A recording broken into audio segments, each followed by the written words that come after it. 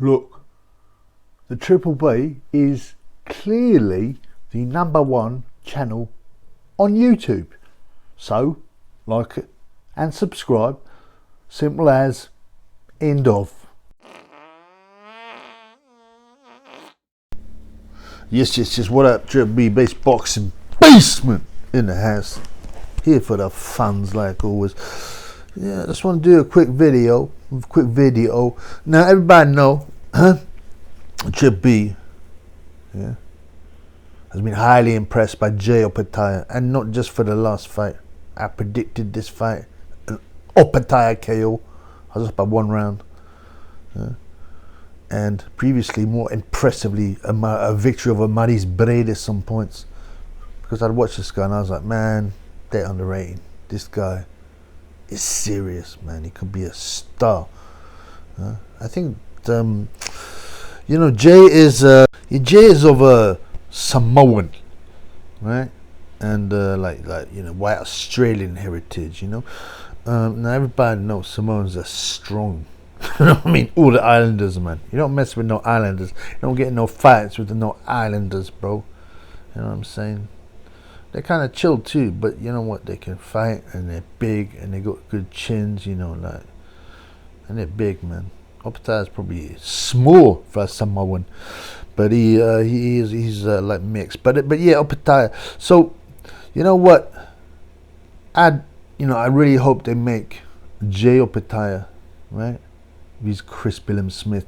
Now, Opetaia would be the clear favourite to me, but Chris Billam-Smith is a game strong guy. And I'd go and see that fight, man. I'd get a ticket for that fight, because we'd be getting class, guts, These are two guys, right, that fight to win. They're not looking for no points victory. These guys are warriors. I mean, I'll do hopefully that'll come off. I'll do a good preview for that, right? But I think at this point, I think Opetaia, right, is a class above all the other cruiserweights. But yeah, something that was missed, I rewatched the Opetaia Jordan Thompson fight. Yeah, Jordan got absolutely waxed, man. And I reread the what's called Boxing News preview, and they said, yeah, he'll be really busy early, and he wasn't very busy, because I just think he felt the power early. I think he was shot. Don't get me wrong, he had guts. But one thing that that people, I rewatched the fight too, yeah, and I noticed this. They send out Opetaia. Thompson, right, the corner. They send him out, and they go, look, man, we'll pull you out, man. His face is all battered. Yeah, they got 2 swabs up his nose. But his game. He goes, no, I'm not giving up, and that's cool. It was a bit early for the mans, to be honest with you. But what I hope he got a decent payday, because he got a hiding. It was only a 3-round fight. We got 4-round fight. Got 4-round hiding. But but to be honest, that's better than a 10, 11, 12 round hiding, because that's the ones that really damage a man. If you get out early, you know what I mean. Yeah. There's almost 0. I can't think of any, right? Fatalities in the early rounds. People always talk about mismatches. Oh, they should never fight. It's dangerous. He could get killed on them. Well, no, he'll probably just get knocked out in the early rounds.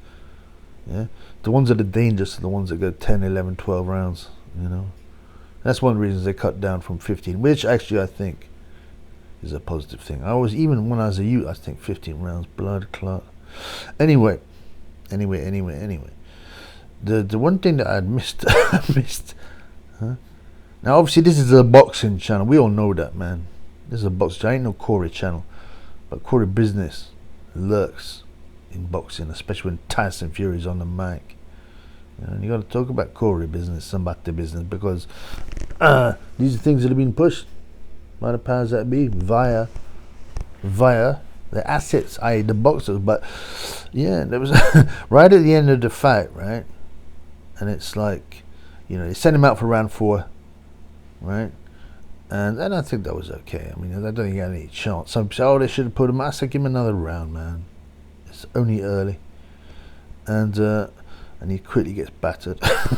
And while he's going to the canvas, he's falling over. Yeah, he gets hit hard blood with some accurate, powerful, speedful combinations, and he's going over, right, and Opetaia's taking a couple of steps back to let him fall over, get the lanky man to fall over, but Jordan Thompson seems to be going for a Corey inspection. If you watch, he's trying to pull down Opetaia's pants. He obviously forgot where he was. Oh shit, I'm in the ring, but he's like, I've got to inspect that Corey, see what the Corey status is like. He's obviously been hanging out with Taz and Fury too much, so check the Corey inspection out.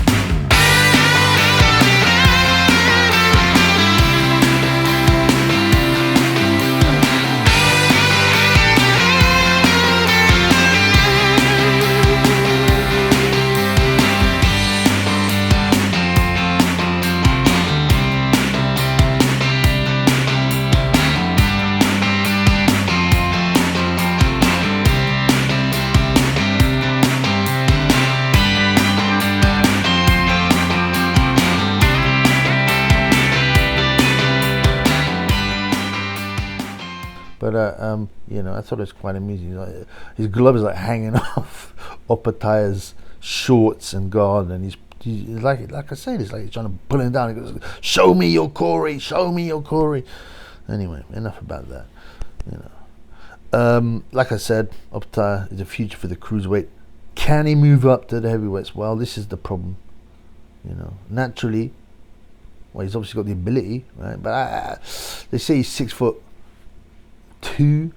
Yeah, but boxers and athletes are notorious for lying about their height, and I look.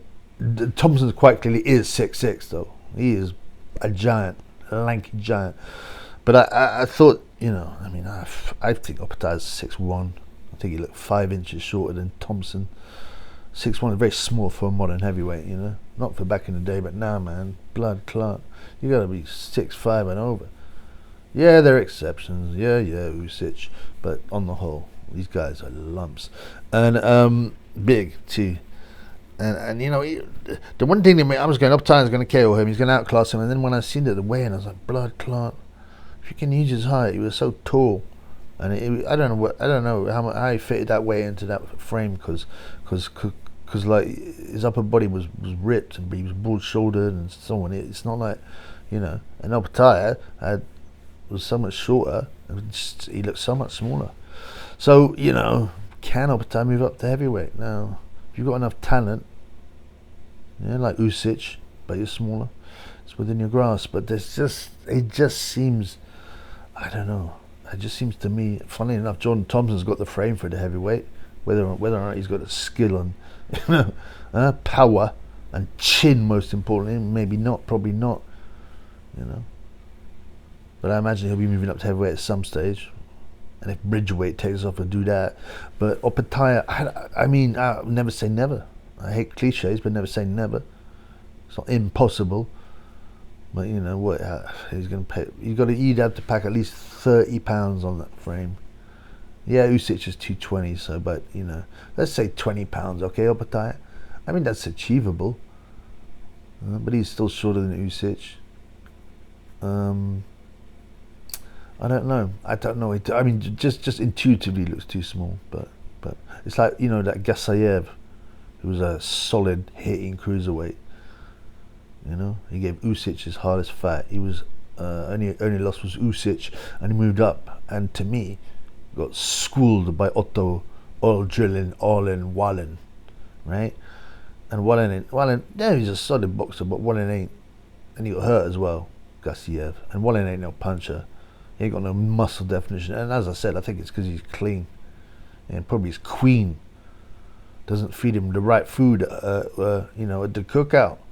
But whatever, man. I would bet anything that Wallin does not do PEDs, unless he does some stamina stuff, because he's got good stamina. But to get like badly hurt and outclassed by Wallin, and Wallin looks so much bigger, and that's the problem. Obviously, Opetaia is a different kettle of fish, because Gasayev is slower, more basic. Opetaia's got that natural talent, man. That speed. the power, the accuracy, like I said. And he's tough. His chin's good. He's game. You know. I sound like I'm blowing his trumpet too much, but I like, just nothing better. There's no better proof that you know you're shit, you know about boxing, right? Then you spot a guy early and you boom, this guy's gonna do it, and you predict the fights beforehand. And you're right. I remember Joe Calzaghe, right? Back in the day, I was a youth, and they showed the ABAs, right? They showed the ABAs on the BBC all the time. I loved it, man. You know, because then there's the ABAs. It'd be the best would fight the best. There wasn't no like national. They don't pull you out for the national team like they do now. And also, you know, the ABAs would be the apex of the British scene. And yes, they were head guards at Gazaghi's time, but I think they were just trying to swap over. I can't remember. But there was still a lot of stoppages, and there were some quality guys. And I seen all three. I got three ABAs, didn't he? You got welter, light, middle, and middle. I think I'm right in saying that. And I was like, man, this guy's gonna be a superstar. But because he's training in a Welsh shack and he never got any international experience, right? People were doing him down. And I said, no, this guy is going to be serious. And he was ready to fight Collins. And I said, telling everyone, even like, and I would say he's gonna dominate Collins. People were like, no, he's way too tough, Collins. I said, believe me, Collins pulled out in the end, but he would have dominated him. Instead, he dominated you, Max, and he put him over. Yeah. So it feels good, like when you back a fighter. You can't always be right. I thought Alan Temple would do better, but you know what? Yeah, I'm backing Jay. He seems like quite a decent guy, quite serious though. You know, like in his eyes, you can see he doesn't mess around. But yeah, you know, but you know, he likes to get a drink on now and then, which I like, and yeah, I look forward to his career. I think, you know, because boxing's not massive in Australia, and the population is only 20 million, maybe, and he's been signed, isn't he, by Eddie? Is that right? As a promoter, I think so. So, you know, hopefully he'll fight a lot in Britain. And there's a lot of British cruiserweights for him to fight, you know.